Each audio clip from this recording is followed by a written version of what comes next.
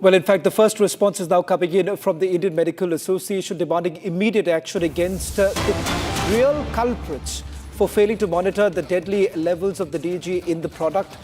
The IMA, in fact, has condemned the hasty arrest of the prescribing pediatrician as a diversion tactic and a case of defamation against a bona fide doctor, saying that the focus must shift to systemic regulatory failures. Dr. Bhanushali, who is also the head of the Indian Medical Association, joins us. Dr. Dilip Bhanushali, thank you very much for speaking to Republic TV. You say that there is a systemic failure.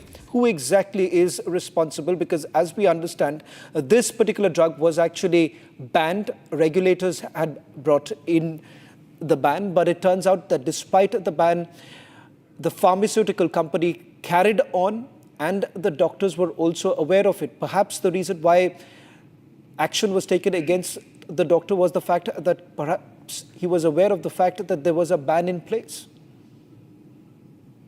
Let me at the onset from Indian Medical Association, we convey our sympathy and condolence to the bereaved families.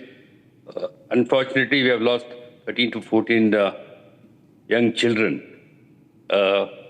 blaming the doctor, right? A manufacturer who's been doing this and supplying these medicines to in the market. In what way doctor is responsible for that?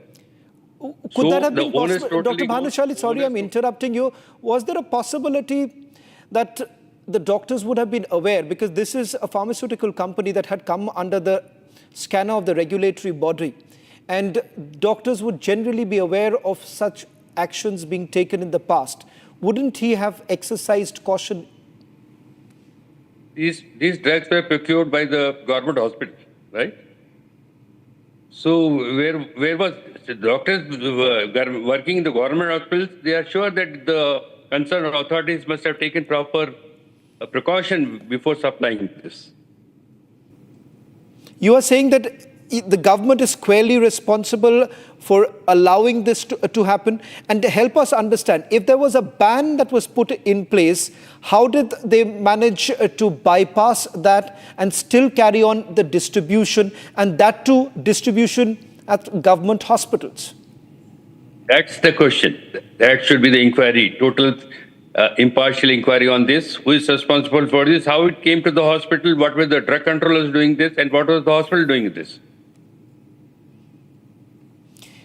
But how is it possible, Dr. Bhanushali? Because what we are all perplexed about is that despite a ban, you have the company that had its operations on. It turns out from the investigation that we have carried out that they were operating from fake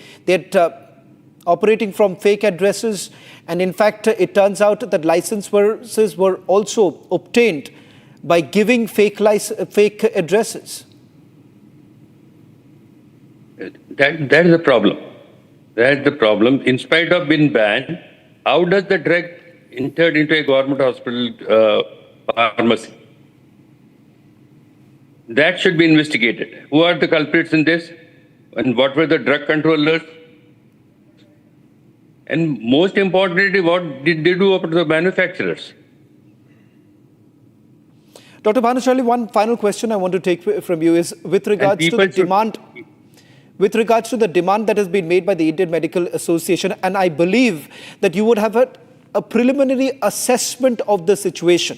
To go beyond what you have already put out in the statement, is there an assessment that you all have been able to make after speaking to the doctors? Who exactly do you believe is actually wrong here? Who allowed it? And not one state, we're talking about 2 states. That's true. See, in Rajasthan, 2 children had died earlier, and subsequently government gave a clean chit to them about the drug. Now, this tragedy happens in Madhya Pradesh, comes to in a government hospital, in some Pradhan Mantri Yojana they were procured. When it comes to that, does it the responsibility of the government and the concerned authorities to check the purity of the drugs? The drug controller, what was he doing for this?